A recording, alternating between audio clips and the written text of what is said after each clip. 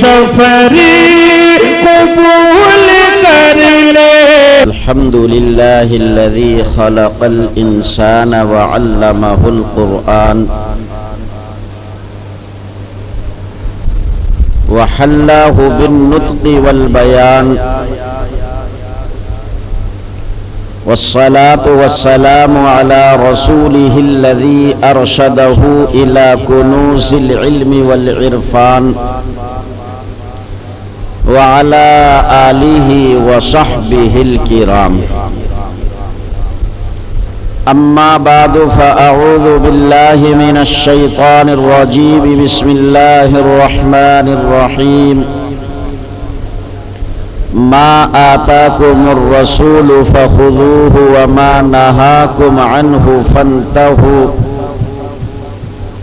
قال النبي صلى الله عليه وسلم: لا يؤمن أحدكم حتى يكون هواه تبعا لما جئت به، أو كما قال عليه الصلاة والسلام.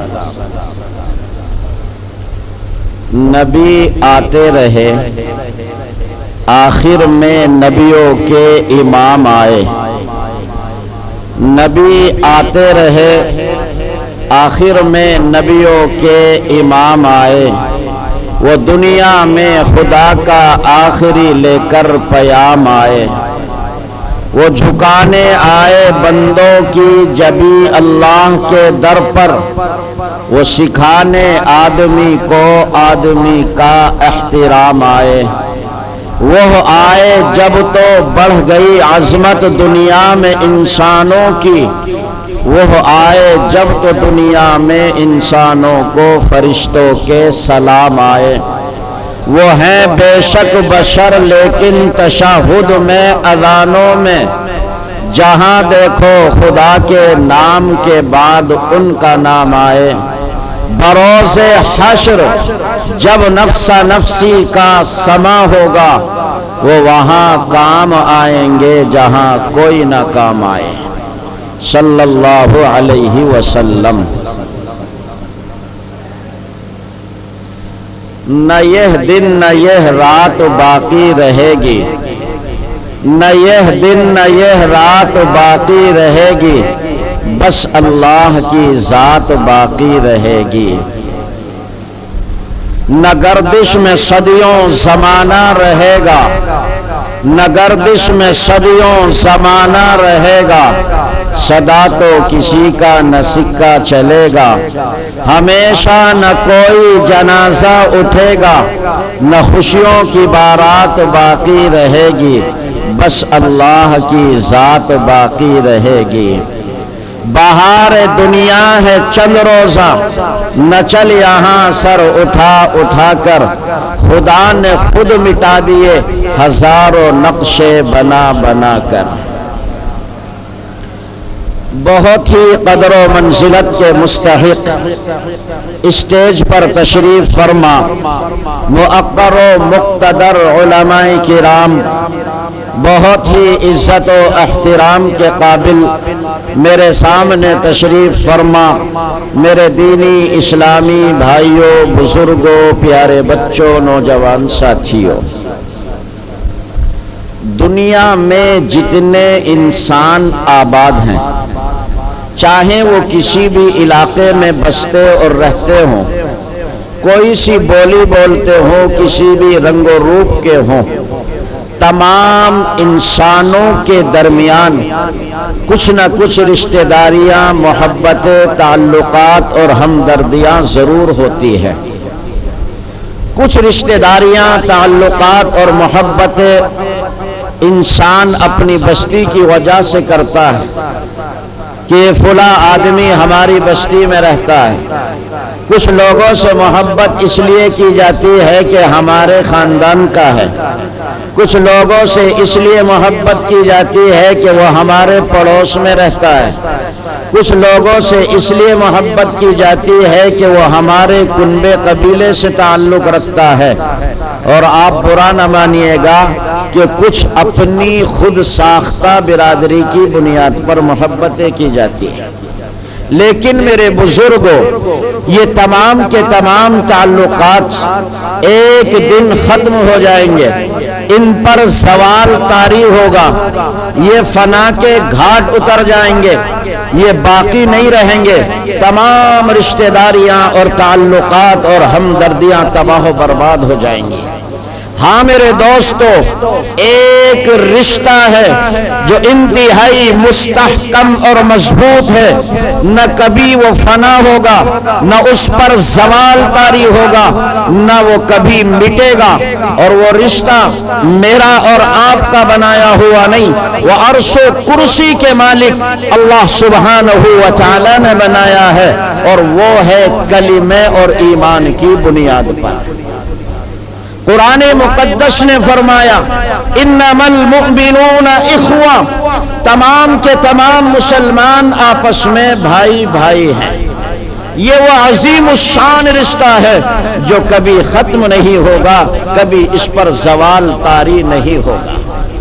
یہاں رک کر میں آپ کو ایک بات اور بتا دوں، اگر دنیا میں کوئی انسان ہمیں دنیا میں آگے بڑھنے کی راہیں سجاتا ہے، ہمیں دنیا میں ترقی کرنے کے مشورے دیتا ہے، کوئی اللہ کا بندہ ہماری دنیا کی آبادی کی بات ہم سے کرتا ہے، ہماری دنیا بہتر بنانے کے لیے، ہماری دنیا آباد کرنے کے لیے ہمیں کوئی مشورے دیتا ہے، میں اللہ کے گھر میں بیٹھ کر کہتا ہوں کہ وہ انسان بھی ہمارا محسن ہے، اور اللہ کی بارگاہ میں اس کو بھی کچھ نہ کچھ ثواب ضرور ملے گا۔ لیکن یاد رکھنا، اگر اللہ کا کوئی بندہ ہماری آخرت کی فکر کرتا ہے، ہماری آخرت کو سنوارنے کی باتیں ہم سے کرتا ہے، اللہ کا کوئی بندہ ہماری آخرت کو بنانے اور ہماری آخرت کو بہتر کرنے کی راہیں ہمیں سجاتا ہے، مسلمانوں اللہ کے گھر میں بیٹھ کر کہتا ہوں کہ روئے زمین پر اس آدمی سے بڑھ کر ہمارا کوئی خیر خواہ اور ہمدرد نہیں ہو سکتا۔ وہ روئے زمین کا ہمارا سب سے بڑا محسن، ہمارا سب سے بڑا خیر خواہ اور ہمدرد ہے، جو ہم سے ہماری آخرت کی باتیں کرتا ہے، ہماری آخرت کو سنوارنے اور بنانے کی فکریں کرتا ہے، وہ روئے زمین کا ہمارا سب سے بڑا ہمدرد اور خیر خواہ ہے۔ میرے بھائیو، آج کا یہ عظیم الشان روح پرور پروگرام یہ اسی ایمانی ہمدردی اور رشتہ داری کی بنیاد پر ہے۔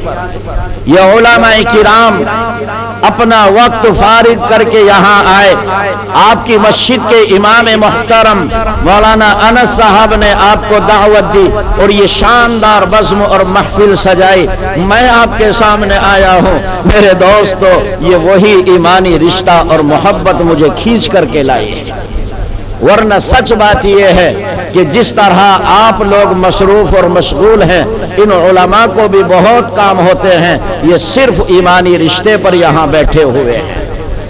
اچھا ایک بات بتاؤ بیڑے والوں، جو ہمارا محسن ہے، ہمارا ہمدرد ہے، ہمارا خیر خواہ ہے، تو اپنے محسن کے احسان کو ماننا چاہیے نہیں ماننا چاہیے؟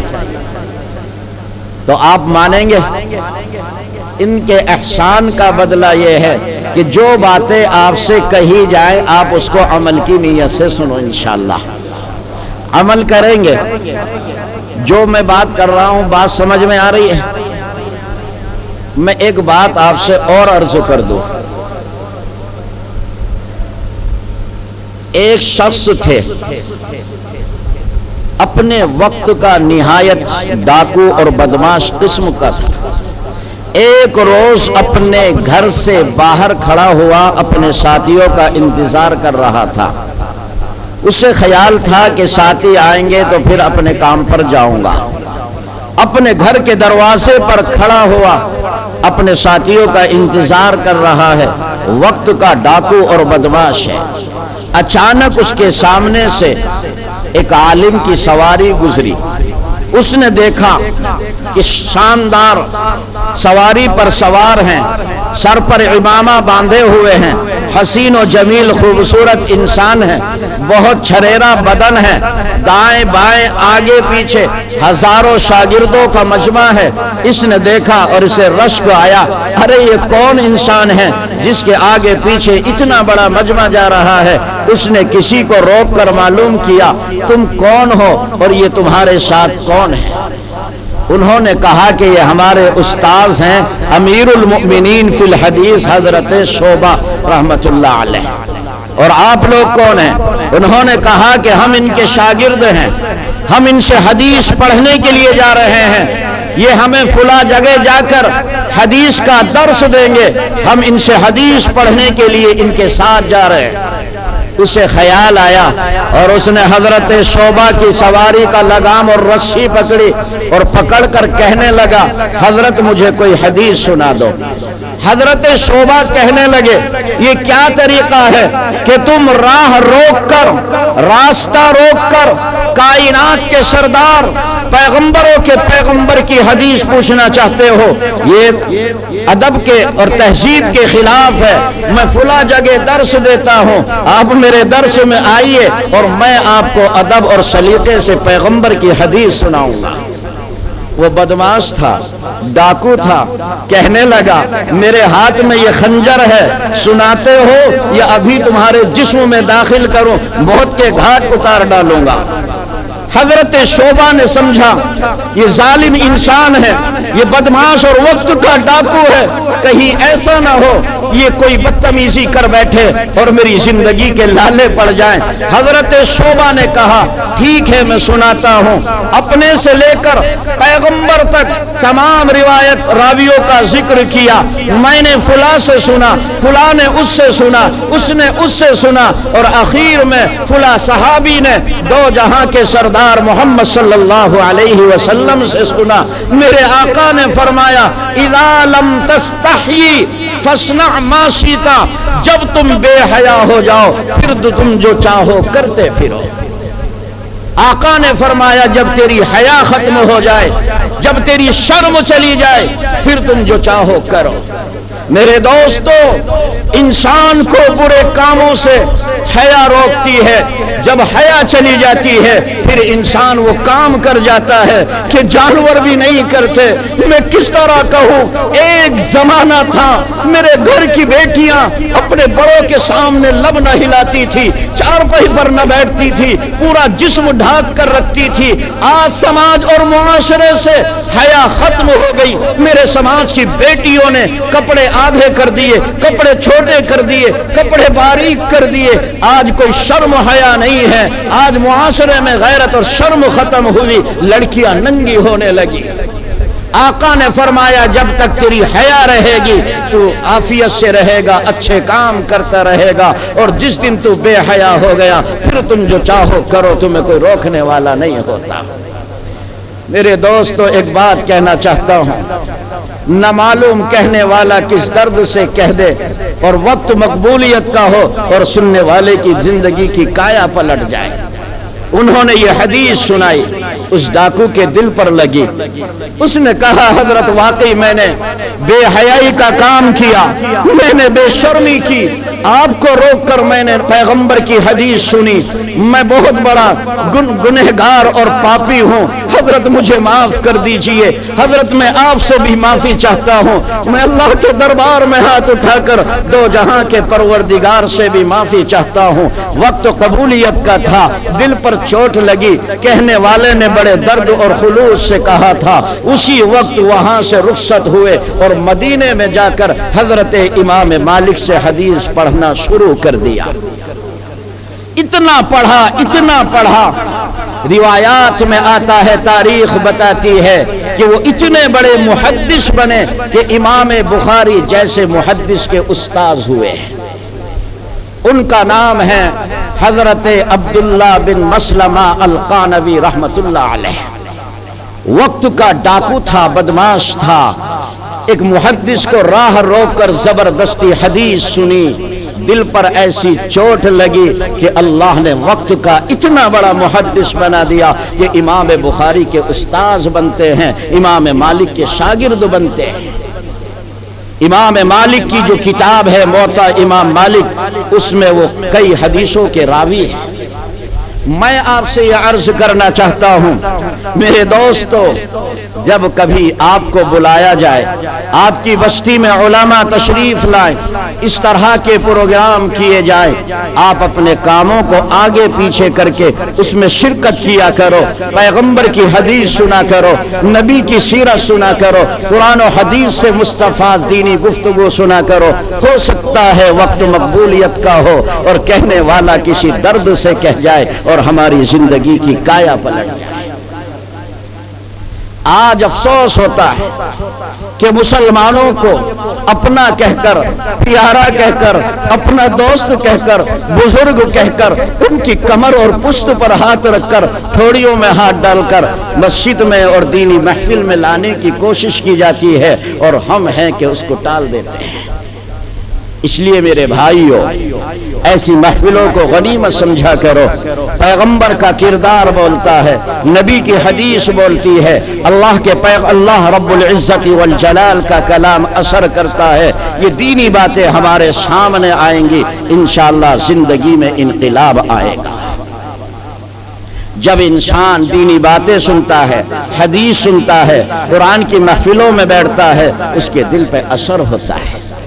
جس زمانے میں میرے پیغمبر تشریف لائے تھے، مکے کے بڑے بڑے سردار، مکے کے بڑے بڑے گورنر اور رئیس، اس وادی کے چودھری جو بڑے رتبے والے لوگ تھے، انہوں نے پیغمبر کی بات کو نہ مانا، نبی کی بات کو جھٹلا دیا، ذلیل ہو کر کے دنیا سے ختم ہو گئے۔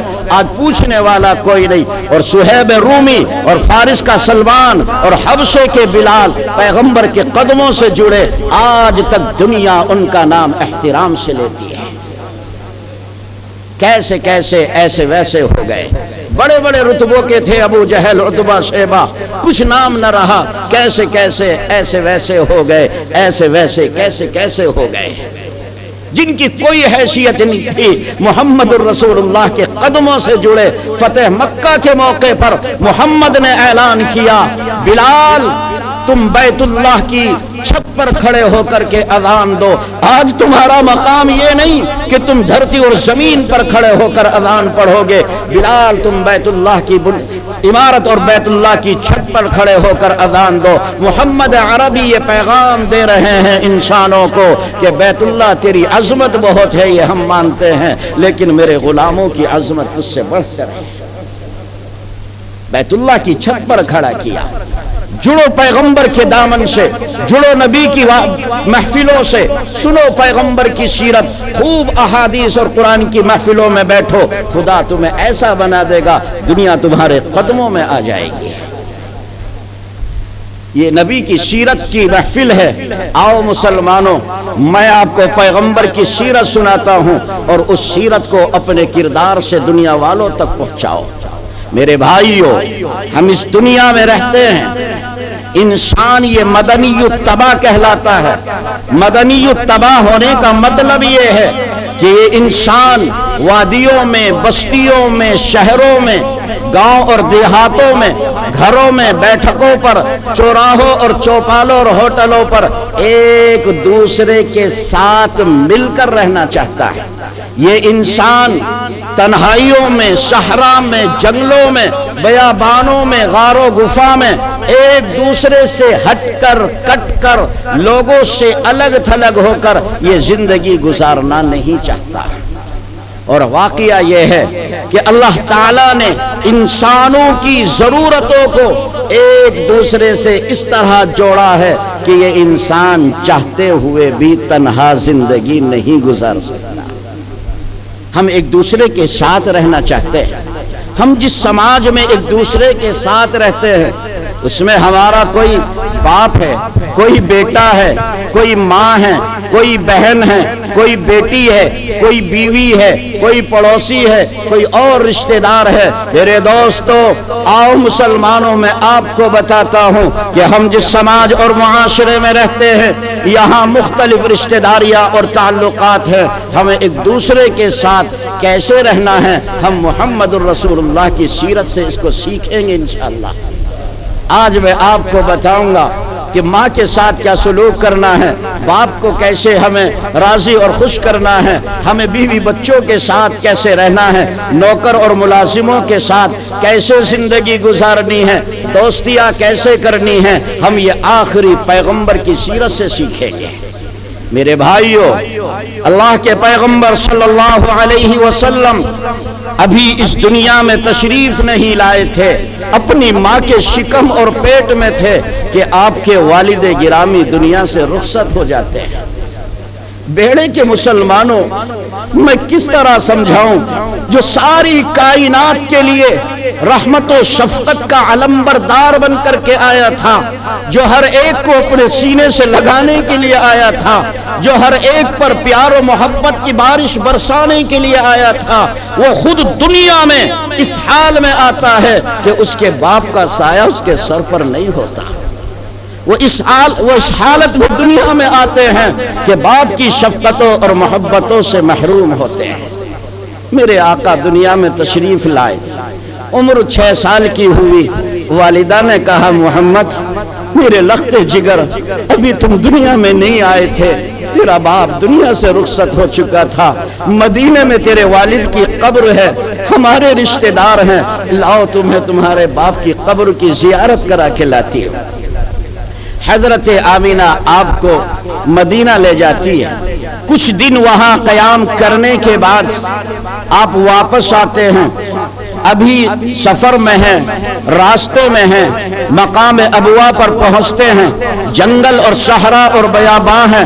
مسلمانوں، میں کس طرح آپ کو سناؤں، خدا کی قسم ایسی قسم پرسی اور لاچاری کا منظر شاید اس خاکی زمین پر چشم فلک نے کبھی نہ دیکھا ہوگا۔ ارے یہ 6 سال کی ننھی سی جان ہے، یہ معصوم بچہ ہے، ساتھ میں اماں ہے، ایک باندی ہے ام ایمن، مقام ابوا پر آتے ہیں اور والدہ کی طبیعت اتنی خراب ہو جاتی ہے کہ آج آمنہ کے اندر اتنی طاقت نہیں ہے کہ اپنے لخت جگر کو 2 پیار کے جملے کہہ سکے، آج بیٹے کے سر پر شفقت کا ہاتھ رکھ سکے، آج بیٹے کو سینے سے لگا سکے۔ ماں ایسی حالت میں پڑی ہوئی ہے کہ زندگی کے آخری لمحات ہیں۔ میرے آقا نے دیکھا کہ آج میری اماں کا آخری وقت ہے۔ میرے بھائیوں، یہ ٹمٹماتا ہوا چراغ بھی اچانک بھڑکنے لگتا ہے۔ ماں نے ہمت کی، زبان کو کھولا اور یوں کہا بیٹے یہ میرے آخری لمحات ہے، شاید اب دنیا میں تیری اور میری ملاقات نہ ہو سکے گی، محمد اب قیامت سے پہلے میرے لال میں تجھے نہ مل سکوں گی۔ ماں نے لب ہلائے اور کہا بیٹے لیکن رہتی دنیا تک میرا نام زندہ اور باقی رہے گا، کیونکہ میں نے تیرے جیسے پاکیزہ اور ستھرے بیٹے کو جنم دیا ہے۔ اور پھر اپنی ماں نے آنکھیں کھولی اور ایک نظر پیار کی اپنے لخت جگر پر ڈالی۔ میرے دوستو، 6 سال کی عمر ہے، ماں جنگل میں رخصت ہو رہی ہے، جیسے ہی اماں نے ہمت کر کے اپنے لخت جگر پر پیار کی نظر ڈالی، میرے آقا سمجھ جاتے ہیں کہ آج میری اماں بیمار ہیں، اماں کو میری خدمت کی ضرورت ہے۔ روایات میں آتا ہے کہ آپ نے 6 سال کی عمر میں اسی وقت اپنے ننھے منھے ہاتھوں سے اپنی ماں کے سر کو دبانا شروع کر دیا۔ دنیا والوں کو یہ پیغام دیا کہ جب تمہارے ماں باپ بوڑھے ہو جائیں، تمہارے ماں باپ بیمار ہوں، تمہارے ماں باپ کو تمہاری خدمت کی ضرورت ہو، تم اپنے ہاتھوں سے اپنے ماں باپ کی خدمت کرو، ان کو اولڈ ہاؤس میں داخل نہ کرو، تم اپنے ماں باپ کی خدمت اپنے ہاتھوں سے کرو۔ یہ پیغام ہے سیرت کا کہ اگر تم اولاد ہو تو پڑھو آخری پیغمبر کی سیرت کہ تمہارے پیغمبر نے اپنے ماں باپ اپنی ماں کی خدمت کس طرح کی ہے۔ میرے دوست، میں کس طرح کہوں، ہم نے بہت سے لوگوں کو یہ کہتے ہوئے سنا کہ مولانا اگر اولاد نہ ہوتی تو اچھا تھا، ہم اولاد پا کر جتنا دکھی ہے شاید بغیر اولاد کے اتنا دکھی نہ ہوتے۔ سیرت کے جلسے کر لینا تو آسان ہے، پیغمبر کی سیرت پڑھو اور اپنی زندگی میں اتارو۔ جوانوں میں آپ سے کہنا چاہتا ہوں، پڑھو اپنے پیغمبر کی سیرت اور دیکھو تمہارے نبی نے کس طرح اپنے کردار سے اپنی ماں کی خدمت کی اور تمہیں پیغام دیا۔ تم اسی نبی کی امت میں ہو، اپنے پیغمبر کی اس کردار کو پڑھو اور اپنے کردار سے دنیا والوں کو بتاؤ کہ جب ہم اولاد ہوتے ہیں تو اپنے ماں باپ کو اپنے سر ماتھے پر بٹھا کر رکھتے ہیں۔ یہ پیغام آپ کو اپنے کردار سے دینا چاہیے۔ میرے آقا 6 سال کی عمر ہے اور صورتحال یہ ہے کہ ماں بھی رخصت ہو گئی، صرف ایک عورت تھی ام ایمن ساتھ میں، جنگل اور صحرا ہے، کوئی دور تک انسان نہیں ہے، نہیں معلوم کہ اس عورت نے ام ایمن نے کس طرح آپ کی والدہ کو دفن کیا ہوگا اس جگہ پر۔ وہ کہتی ہیں کہ میں دفن کر کے آگے بڑھنے لگی تو میں نے دیکھا کہ محمد میرے پاس نہیں ہے، میں مڑ کر کے پیچھے کو گئی تو میں نے دیکھا کہ یہ محمد اپنی ماں کی قبر پر سر جھکا کر بیٹھے ہیں اور کہہ رہے اماں آپ کو تو معلوم تھا اس دنیا میں میرا آپ کے علاوہ کوئی سہارا نہیں تھا، باپ کو میں نے دیکھا نہیں، اماں اس جنگل میں آپ بھی چھوڑ کر چلی گئی، اب میرا کیا ہوگا؟ ام ایمن کہتی ہے میں نے زبردستی محمد کو کھینچا اور میں پھر اپنی گود میں لے کر چلی۔ میرے دوستو یہ سیرت ہے آپ کے پیغمبر کی اور اس سیرت کو ہمیں اپنی زندگی میں اتارنا ہے اور اپنے ہاتھوں سے اپنے ماں باپ کی خدمت کرنی ہے۔ آج دل روتا ہے کہ خدا نے تھوڑا سا جوانی کی طاقت دے دی، چند ٹکے مل گئے اور یہ انسان اپنے ماں باپ کو کچھ نہیں سمجھتا ہے، حالانکہ تیرا وجود انہی کی وجہ سے ہے۔ ماں باپ نے تمہیں کس طرح پالا تم اس کا تصور بھی نہیں کر سکتے۔ میرے بھائیو، دنیا میں ایک رشتہ ہوتا ہے میاں اور بیوی کا، شوہر بیوی کا۔ عام طور پر کوئی بھی انسان آپ کے مقام کا، آپ کی بزرگی کا قائل ہو سکتا ہے، آپ کو مان سکتا ہے، لیکن صرف ایک بیوی ہے جو کبھی اپنے شوہر کو کچھ نہیں مانتی۔ اگر آپ اپنی بیوی سے کہیں میں بہت بڑا آدمی ہوں، بڑا شیخ ہوں، اللہ والا ہوں، بڑا بزرگ ہوں، میرے علاقے میں بڑی خدمات ہیں، بڑے چرچے ہیں، میں بہت پہنچا ہوا انسان ہوں، تو بیوی کہے گی میں سب جانتی ہوں تو کتنا بڑا نیک انسان ہے، تیرے سارے کام میرے سامنے ہیں۔ بیوی کبھی نہیں ہوتی۔ ایک لطیفہ میں آپ کو سناؤں، ایک اللہ والے تھے، بڑے نیک انسان تھے، وہ روزانہ اپنی بیوی کو سمجھاتے، اس کو نصیحت کرتے، بیوی کہتی میں خوب جانتی ہوں تو کتنا بڑا نیک اور اللہ والا ہے۔ ایک روز انہوں نے اپنا رومال بچھایا اور اس پر بیٹھے اور فضا میں اڑنے لگے۔ اس کے بعد جہاں انہیں جانا تھا تبلیغ وغیرہ کے لیے گئے اور پھر واپس آئے اور بیوی کو سمجھانا شروع کر دیا۔ بیوی کہنے لگی تیرے جیسے ولی نہیں ہوتے، آج میں نے دیکھا ہے کہ ایک اللہ والا رومال پہ بیٹھا ہوا فضا میں اڑ رہا تھا، نہ جہاز ہے نہ ہیلی کاپٹر ہے، کچھ بھی نہیں ہے، وہ اپنے رومال پر اڑ رہا تھا، ولی تو ایسے ہوتے ہیں۔ انہوں نے سمجھا کہ شاید اب کام بن گیا، اب یہ میری ولایت اور بزرگی کی قائل ہو جائے گی۔ انہوں نے کہا تم ان کو بزرگ مانتی ہو؟ کہ ہاں بالکل مانتی ہوں۔ کہنے لگے اللہ کی بندی وہ میں ہی تو تھا۔ اچھا وہ آپ ہی تھے جب ہی ٹیڑے ٹیڑے اڑ رہے تھے۔ تو بیوی کبھی کسی کی قائل نہیں ہوتی کہ میرا شوہر بھی کسی قابل ہوگا۔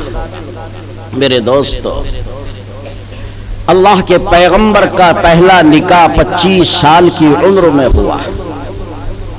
40 سال کی عمر میں آقا نے اعلان نبوت فرمایا۔ 15 سال نکاح کو ہو چکے ہیں، بیوی 15 سال سے آپ کے نکاح میں ہیں۔ 15 سال کے بعد میرے پیغمبر نے فرمایا خدیجۃ الکبریٰ، آج سے میں صرف آپ کا خاوند اور شوہر نہیں بلکہ اللہ نے مجھے نبوت عطا فرمائی ہے، آج سے میں خدا کا آخری پیغمبر بھی ہوں۔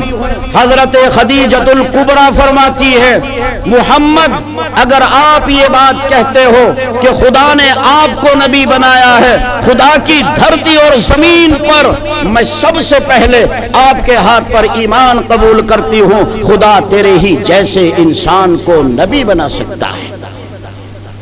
آپ ذرا سوچئے کہ ان 15 سالوں میں خدا کے آخری پیغمبر نے اپنی بیوی کو کتنی محبتیں دی ہوں گی، کتنا پیار کیا ہوگا، کیسے ان کی ضرورتوں کا خیال کیا ہوگا، قدم قدم پر کتنی محبتیں ان پر لٹائی ہوگی کہ 15 سال کے بعد میرے آقا فرماتے ہیں خدیجہ مجھے خدا نے نبی بنایا۔ حضرت خدیجہ کہتی ہیں محمد اگر تم یہ بات کہتے ہو میں تیری بیوی سب سے پہلے تیرے ہاتھ پر ایمان لاتی ہوں، خدا تیرے ہی جیسے انسان کو نبی بنا سکتا ہے۔ جس کی بیوی اس کی نبوت کو سب سے پہلے قبول کرتی ہو، آپ ذرا سوچئے اس کا اپنے بچوں کے ساتھ کیسا کردار تھا۔ ورنہ دنیا میں کبھی کوئی بیوی اپنے شوہر کی قائل نہیں ہوتی۔ یہ پہلے انسان ہیں خدا کے آخری پیغمبر کہ اپنی بیوی سے کہتے ہیں بیگم مجھے خدا نے نبی بنایا، وہ کہتی ہے میں ہاتھ پھیلا کر اسلام قبول کرتی ہوں، خدا تیرے ہی جیسے انسان کو نبی بنا سکتا ہے۔ میرے بھائیوں، ہمارے نکاح اور شادی کو کئی سال گزر جاتے ہیں، گھروں میں بیٹیاں بچیاں ہوتی ہے، بیوی ہوتی ہے، بہنیں ہوتی ہے۔ خدا کی قسم ہماری بہن ہماری بیٹی اگر آپ ان کو آدھی رات بھی اٹھا کر کہو گے ہمیں چائے چاہیے، وہ اس وقت بھی اٹھے گی۔ تمہیں 30 سال 20 سال 15 سال ہو گئے اپنی بہنوں بیٹیوں اور گھر کی عورتوں سے خدمت لیتے ہوئے، کبھی حرف غلط کے طور پر مسلمان نہیں کہہ سکتا میری بہن تم چائے بہت اچھی بناتی ہے، میری بیٹی تو نے کھانا بہت اچھا بنایا۔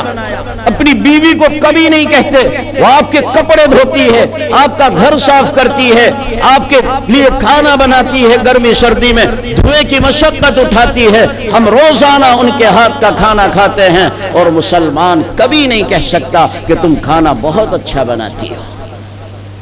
ذرا سوچئے، ہم نبی کی سیرت سننے آئے ہیں، نبی کے کردار اور اخلاق کو دیکھیں اور اس کو اپنی زندگی میں اتاریں۔ حضرت ڈاکٹر عبدالحی صاحب رحمت اللہ علیہ، یہ حضرت تھانوی کے بڑے خلفاء میں ہیں۔ شیخ الاسلام حضرت مولانا مفتی محمد تقی عثمانی اور ان کے بڑے بھائی مفتی رفیع صاحب عثمانی رحمت اللہ علیہ کے شیخ ہیں، وقت کے بڑے بزرگ صاحب نسبت۔ وہ کہتے ہیں کہ ایک مرتبہ ان کے مرید نے ان کی دعوت کی، حضرت دعوت پر تشریف لے گئے، آپ نے کھانا تناول فرمایا۔ کھانا کھانے کے بعد حضرت نے فرمایا کھانا بہت اچھا بنا ہے، کھانا بنانے والوں کا شکریہ، بہت شاندار لذیذ کھانا بنا۔ حضرت نے جب یہ جملے فرمائے گھر سے رونے کی آواز آئی۔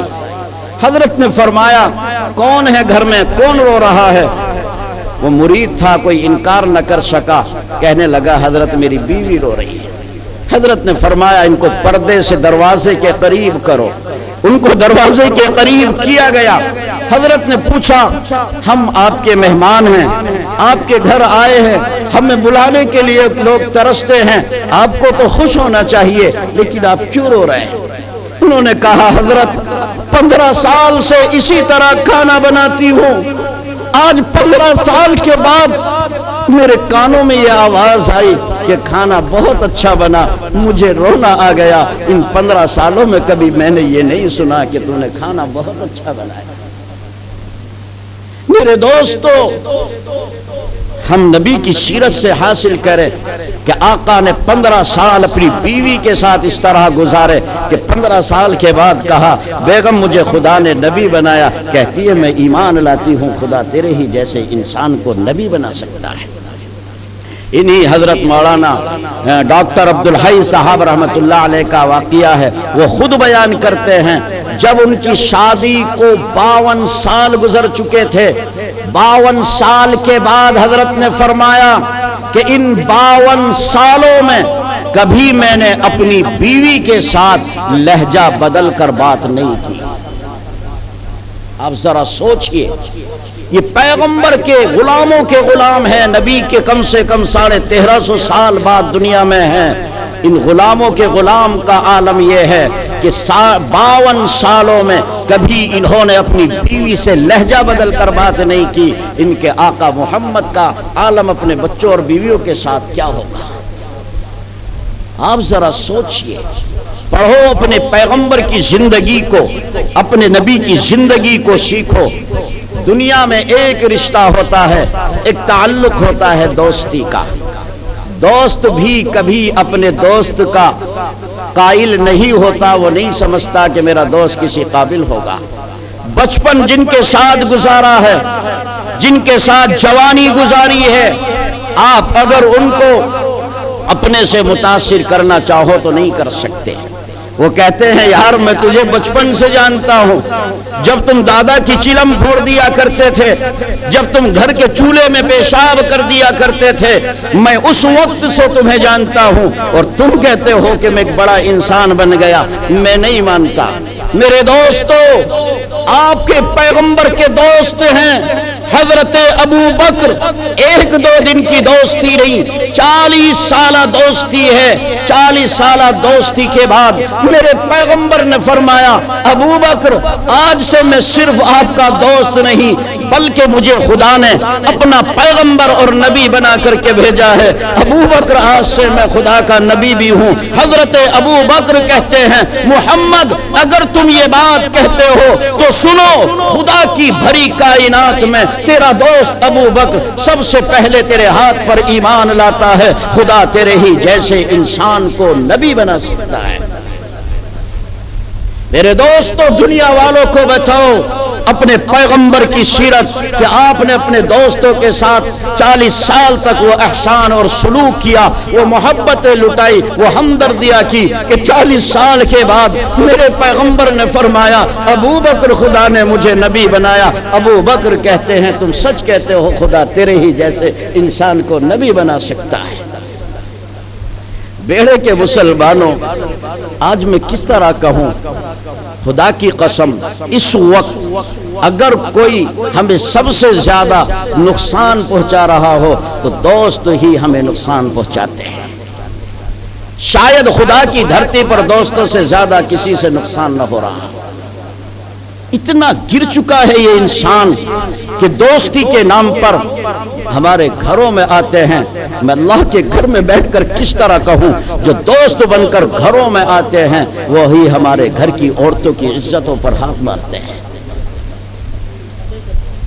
آپ ذرا سوچئے، اگر تمہیں دوستی کرنی ہے، اگر تم کسی سے دوستی کا ہاتھ بڑھانا چاہتے ہو، مسلمانوں پہلے مدینے کے راجہ محمد الرسول اللہ صلی اللہ علیہ وسلم کی سیرت پڑھو کہ دوستی کیسے کرنی ہے۔ اگر تم دوستی کرنا چاہتے ہو ابو بکر کے دوست کی دوستی پڑھو کہ ہمیں دوستی کیسے کرنی ہے، ورنہ صورتحال یہ ہے کہ دوست جتنا دغاباز ہے اس وقت شاید کوئی اور اتنا نہیں ہے۔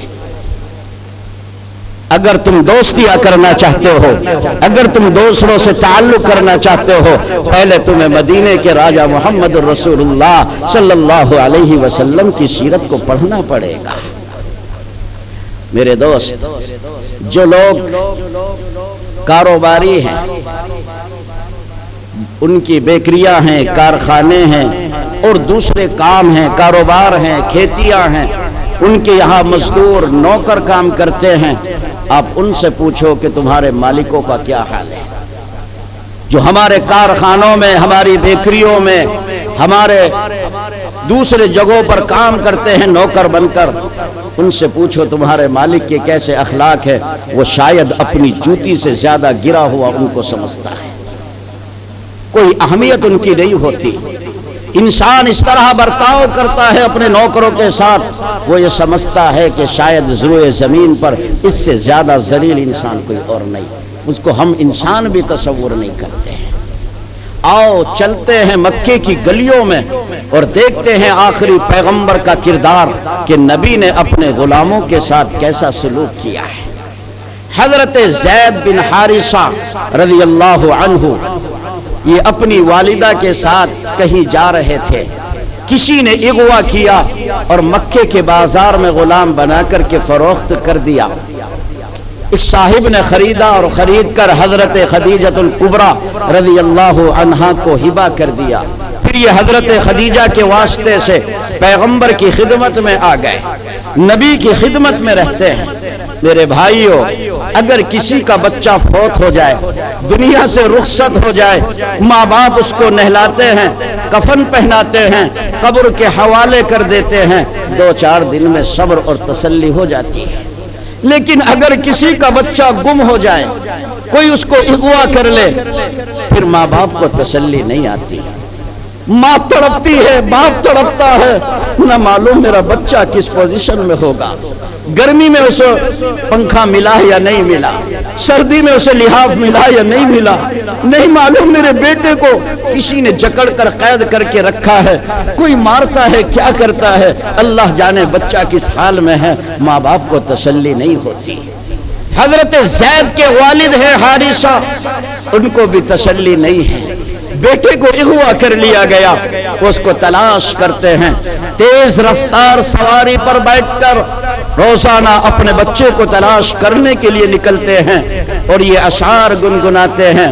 میرے لختے جگر، جب رات کو سورج چھپتا ہے، رات کی تاریکی آتی ہے، تیری محبت کے دیے میرے دل میں روشن ہو جاتے ہیں، صبح کو سورج طلوع ہوتا ہے، اس کی کرنیں تیری محبت میرے دل میں لے آتی ہے، بیٹے ہوائیں چلتی ہے، ہوا کے جھونکے آتے ہیں، تیری محبت تازہ کر دیتے ہیں، زمین کے ہر ذرے سے تیری خوشبو اور محبت کی بو آتی ہے۔ لختے جگر تجھے کہاں کہاں تلاش کروں، بیٹے تجھے کہاں کہاں ڈھونڈوں، جب تک میری جان میں جان رہے گی تجھے تلاش کرتا رہوں گا، جب میرا آخری وقت ہوگا رشتہ داروں کو وصیت کروں گا تم میرے بیٹے کو تلاش کرتے رہنا، میرے بیٹے میں تجھے عمر بھر تلاش کرتا رہوں گا۔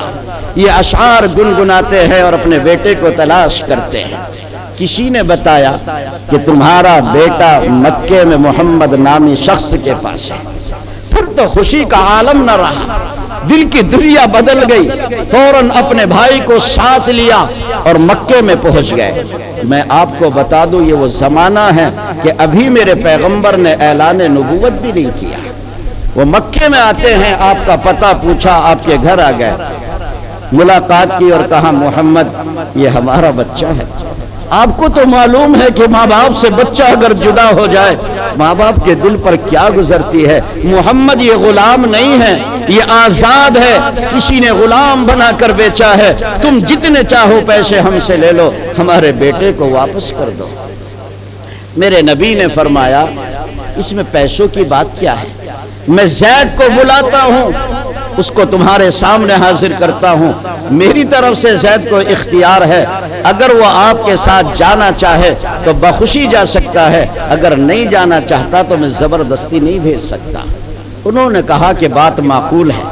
ان کا خیال یہ تھا کہ ایک بچہ جو غلامی کی زندگی گزار رہا ہے، جب وہ اپنے باپ اور چچا کو دیکھے گا ہمارے سینے سے چمٹ جائے گا، ماں کی ممتا اس کے دل میں آئے گی، آج تو زندگی کی نئی صبح ہوگی، وہ فوراً ہمارے ساتھ چل دے گا۔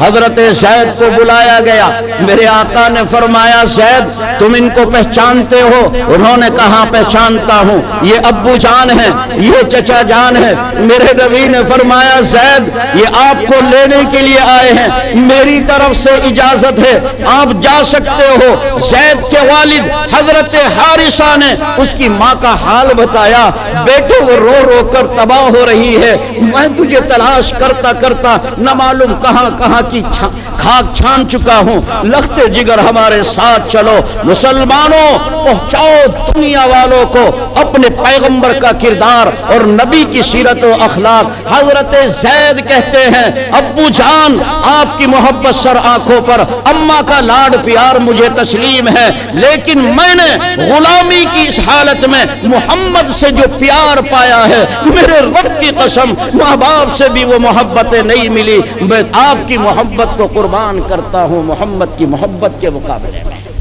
میں آپ کے ساتھ نہیں جا سکتا۔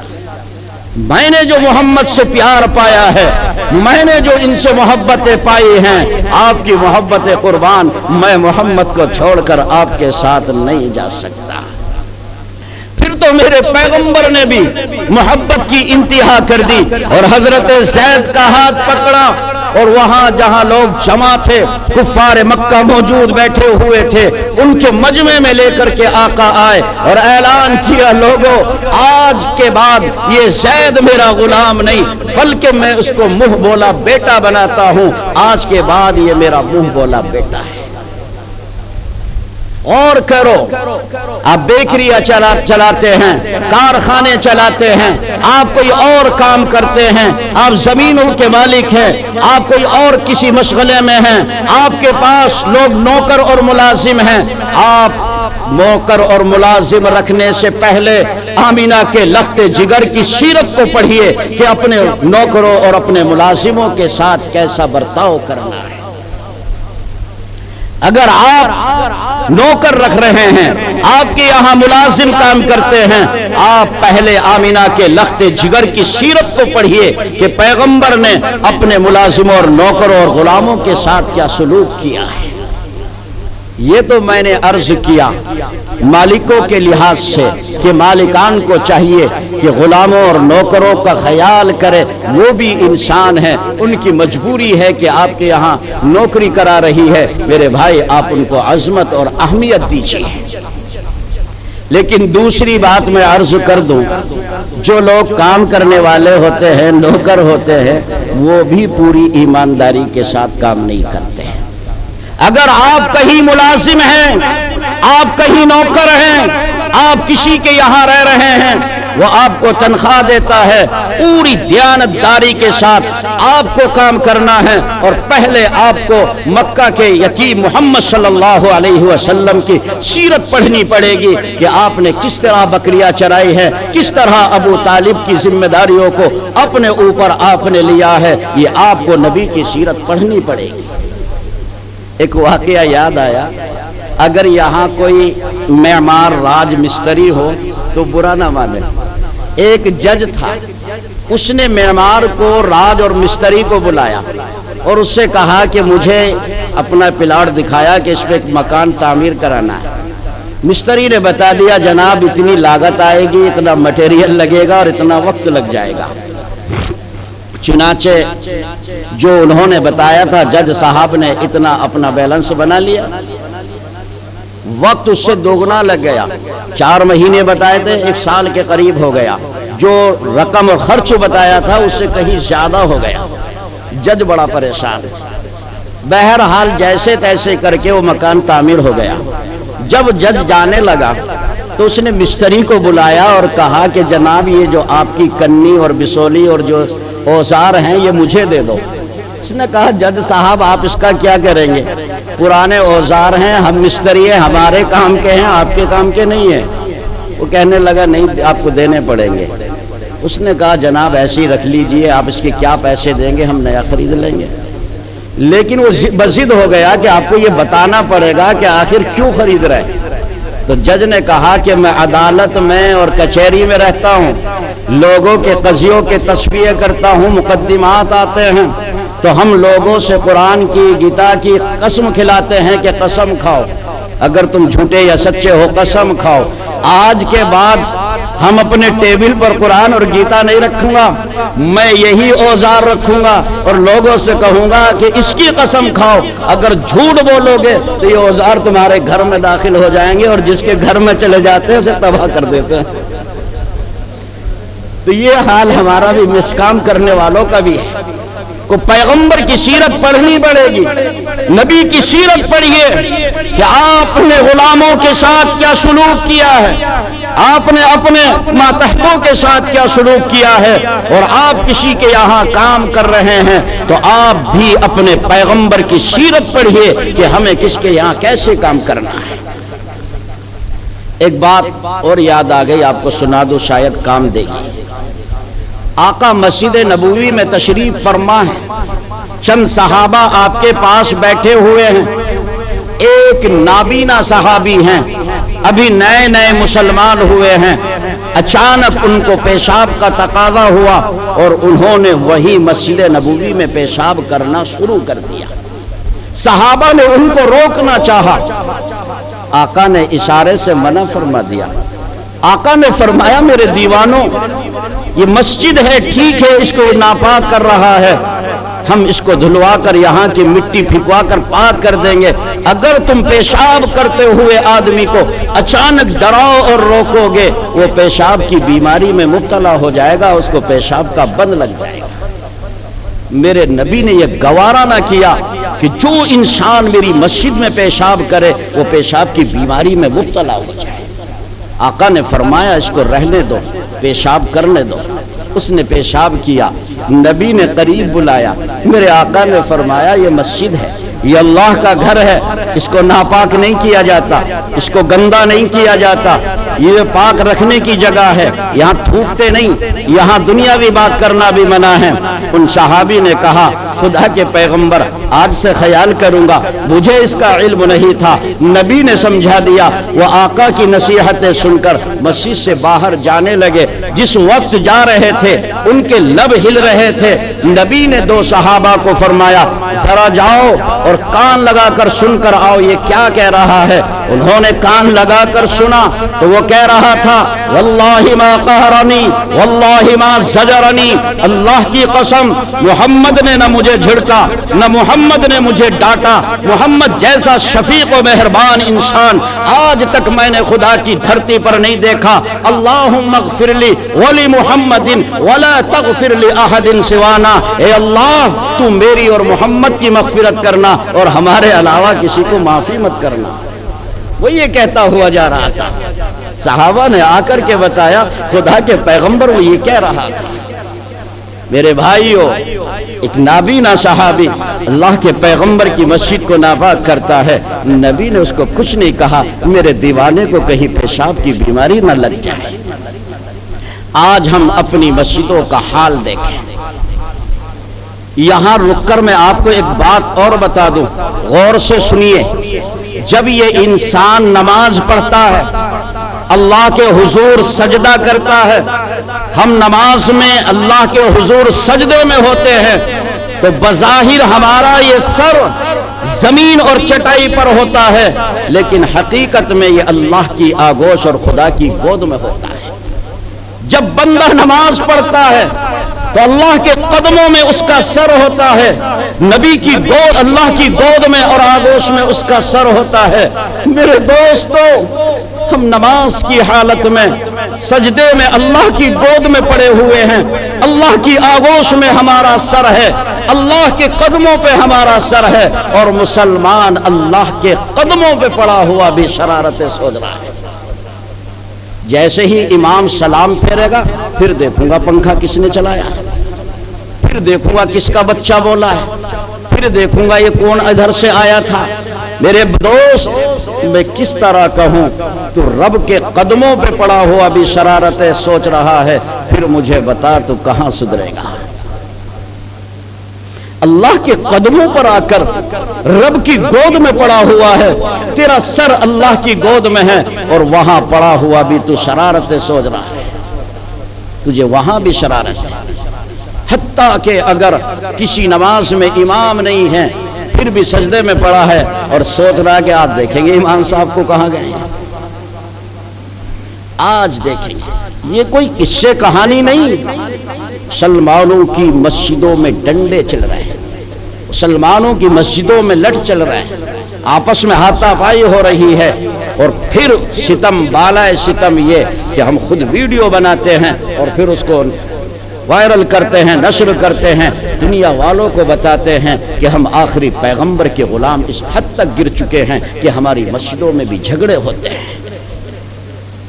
تھانے پولیس ہو رہا ہے رمضان کے مہینے میں، ابھی آپ کے قریب نورپور میں ایک مسجد میں رمضان میں ہوا، اور نہ معلوم کہاں کہاں۔ ابھی کل پرسوں کی خبر ہم نے خود ویڈیو دیکھی، مراد آباد کی مرکز کی مسجد کی ویڈیو، وہاں پولیس آ رہی ہے، مسلمان جھگڑے کر رہے ہیں نماز میں۔ آپ نہیں پابند کر سکتے پولیس والوں کو کہ یہ ہماری مقدس جگہ ہے، آپ جوتے اتار کر آئیے، وہ تو جوتے پہن کر کے تمہاری مسجدوں میں آئے گا صرف تمہاری وجہ سے۔ رب کی گود میں پڑا ہوا ہے، اللہ کے قدموں پہ پڑا ہوا ہے مسلمان، اور وہاں بھی اسے شرارتیں سوچ رہی ہے۔ میرے دوست بتا، اگر تو مسجدوں میں بھی جھگڑے گا پھر تجھے امن کہاں ملے گا؟ مسجد میں آنے کے بعد تو بدن پر کپکپی آ جانی چاہیے، بدن پر لرزہ آ جانا چاہیے، آنکھیں نم ہو جانی چاہیے، اللہ کے حضور بیٹھ کر آپ روئیں، اللہ کا ذکر کریں، تھر تھرا کر وہاں سے نکلے اور دو جہاں کے پروردگار تیری توفیق تھی آج تیرے گھر میں آ گیا، یہ گناہوں میں لت پت سر تیرے قدموں پہ آ گیا۔ اللہ کتنے بندے ہیں جو مسجدوں سے دور رہتے ہیں، لیکن افسوس آج مسلمان اتنا گر چکا ہے کہ مسجدوں میں آ کر اللہ کے قدموں پہ پڑھ کے بھی اسے شرارتیں سوچتی ہے۔ کیوں ہو رہے ہیں جھگڑے؟ کیا مسجدیں جھگڑنے کی جگہ ہے؟ مسجدیں لڑنے کی جگہ ہے؟ مسجدیں ڈنڈا چلانے کی جگہ ہے؟ رمضان کا مہینہ ہے اور مسلمان لڑ رہا ہے اور پھر پولیس آتی ہے اور لوگوں کو جیلوں میں ڈال دی جاتی ہے۔ تمہاری عید بھی جیل میں ہو رہی ہے۔ تم اپنے پیغمبر کی سیرت پڑھو، تیرے نبی کی مسجد کو ناپاک کیا جاتا ہے، صحابی پیشاب کرتے ہیں، اب اللہ کے پیغمبر فرماتے ہیں اسے پیشاب کرنے دو، اسے روکو مت۔ میرے صحابی کو پیشاب کی ادنا سی تکلیف بھی ہو جائے، مجھ محمد رسول اللہ کو یہ گوارا نہیں ہے۔ آج ہم ان کے غلام لڑ چلاتے ہیں، ڈنڈے چلاتے ہیں، گالیاں دیتے ہیں، مسجدوں میں پارٹیاں ہوتی ہیں، مسجدوں میں ایک دوسرے کو برا بھلا کہا جاتا ہے، یہ ہماری مسجد ہے، فلاں نہیں آئے گا، ہم یہ کر دیں گے، ہم وہ کر دیں گے۔ میرے دوست، نبی کی سیرت پڑھو، نبی کی سیرت بیان کر لینا اور سن لینا بہت آسان ہے، اس کو اپنی زندگی میں اتارو۔ میرے بھائیو، یہ چھوٹے چھوٹے بچے جو ہمارے گھروں میں رہتے ہیں، یہ بھی جلدی سے کسی سے متاثر نہیں ہوتے۔ تم بچوں کو قریب بلاؤ گے وہ دور بھاگے گا، بچوں کو اپنے رتبے بتاؤ گے وہ الگ بھاگے گا، وہ نہیں سمجھے گا۔ آقا کی خدمت میں رہتے ہیں، حضرت علی رضی اللہ عنہ بچے ہیں، پیغمبر نے بلایا، علی تم میرے چچا زاد بھائی ہو، میری پرورش میں رہتے ہو، سنو علی آج سے میں خدا کا پیغمبر ہو چکا ہوں، اللہ نے مجھے تاج نبوت عطا فرمایا ہے۔ حضرت علی فرماتے ہیں محمد اگر تم یہ بات کہتے ہو میں تیرا بھائی تیرے ہاتھ پر ایمان لاتا ہوں، خدا تیرے ہی جیسے انسان کو نبی بنا سکتا ہے۔ آپ ذرا غور تو کیجئے آقا نے بچوں کے ساتھ کیسا سلوک کیا ہوگا، کتنی محبتیں دی ہوں گی، کتنا پیار کیا ہوگا، کیسی ہمدردیاں لٹائی ہوں گی، کتنا علی کا خیال رکھا ہوگا، ان کی ضرورتیں کس طرح پوری کی ہوں گی۔ علی آقا کے اخلاق سے اتنا متاثر ہوئے کہ جب آقا نے فرمایا علی خدا نے مجھے نبی بنا دیا، حضرت علی فرماتے ہیں محمد اگر تم یہ بات کہتے ہو میں سب سے پہلے آپ کے ہاتھ پر ایمان لاتا ہوں، خدا تیرے ہی جیسے انسان کو نبی بنا سکتا ہے۔ غرض یہ ہے کہ آپ کے گھروں میں سیرت کی کتابیں ہونی چاہیے، جو زبان آپ پڑھ سکتے ہیں، ہندی، عربی، انگلش، جو بھی آپ زبان پڑھ سکتے ہیں اس زبان میں آپ کتابیں خریدیں، اپنے گھروں میں رکھیں، آپ کی بیٹیاں بھی سیرت پڑھیں، آپ کے بیٹے بھی سیرت پڑھیں، بزرگ بھی سیرت پڑھیں، گھر کی عورتیں سیرت پڑھیں، ہر ایک کو پیغمبر کی سیرت پڑھنی پڑے گی۔ میرے بھائیوں، جب تک ہمارے سامنے ہمارے پیغمبر کی سیرت نہیں ہوگی، میں اللہ کے گھر میں بیٹھ کر کہتا ہوں نہ ہم آخرت میں کامیاب ہو سکتے ہیں، نہ یہ ہماری دنیا آگے بڑھ سکتی ہے۔ آج میرے پیغمبر کی شان میں گستاخیاں کی جاتی ہیں، نبی کے خاکے بنائے جاتے ہیں، لوگ پیغمبر کی شان میں الٹی سیدھی باتیں کہتے ہیں۔ میں اللہ کے گھر میں بیٹھ کر کہہ رہا ہوں وہ لوگ جو میرے پیغمبر کی شان میں گستاخیاں کرتے ہیں، جو نبی کے خاکے بناتے ہیں، یقیناً مجرم اور پاپی ہیں، لیکن کہنے دو کھل کر اگر وہ مجرم ہیں تو کہیں نہ کہیں ہم بھی قصوروار ہیں۔ ہم نے اپنے کردار سے، اپنے اخلاق سے، اپنے عمل اور اپنے رویوں سے اپنے پیغمبر کی زندگی ان کے سامنے نہیں رکھی ہے۔ وہ میری اور آپ کی زندگی کو دیکھ کر وہ میرے پیغمبر کی شان میں گستاخیاں کرتے ہیں، ورنہ صورتحال تو یہ تھی کہ ابھی آقا نے اعلان نبوت بھی نہیں کیا تھا اور کفار مکہ آپ کو امین اور صادق کہا کرتے تھے۔ ارے جس کو کفار مکہ امین اور صادق کہہ کر کے پکارے، آج یہ لوگ جن کو استنجا کرنے کی تہذیب اور تمیز نہیں، وہ تمہارے پیغمبر کی شان میں گستاخیاں نہیں کر سکتے، لیکن قصور ہمارا ہے کہ ہم نے اپنے عمل و کردار سے اپنے نبی کی زندگی ان کے سامنے نہیں رکھی ہے۔ ہم بتاتے اپنے کردار سے کہ ہمارے پیغمبر کی زندگی کیسے ہے۔ جب انگریزی دور تھا تو آپ جانتے ہیں آج بھی دہلی کی جامع مسجد پر بہت انگریز آتے ہیں، جب انہی کی حکومت ہوگی تو وہ کتنی بڑی تعداد میں وہاں رہتے ہوں گے۔ ایک بھکاری جامع مسجد کی سیڑھیوں پر بیٹھا ہوا ہے، ہاتھ میں کٹورا ہے، بھیک مانگ رہا ہے، لوگ آتے ہیں جاتے ہیں، وہ ان سے بھیک کا سوال کرتا ہے۔ ایک انگریز ادھر سے گزرا، اس نے اس کے سامنے بھی ہاتھ پھیلایا، اس نے اپنا پرس نکالا اور کچھ پیسے پرس سے نکال کر اس کے ہاتھ پر رکھ دیے۔ پرس واپس جیب میں ڈالا تو نیچے گر گیا، جیب میں نہیں گیا، اور وہ انگریز مسجد کے دوسرے گیٹ سے باہر ہو گیا۔ اس بھکاری نے وہ پرس اپنے پاس اٹھا کر کے محفوظ رکھا۔ 6 مہینے یا 1 سال کے بعد وہ انگریز پھر اس دروازے سے گزرا، اس بھکاری نے پہچان لیا۔ اس نے کہا جناب کچھ وقت پہلے آپ ادھر سے گزرے تھے، میں نے آپ سے بھیک کا سوال کیا تھا، آپ نے چند پیسے مجھے دیے تھے، آپ کا پرس گر گیا تھا، وہ میرے پاس محفوظ رکھا ہے، تم یہاں رکو اور میں تمہارا پرس لا کر دیتا ہوں۔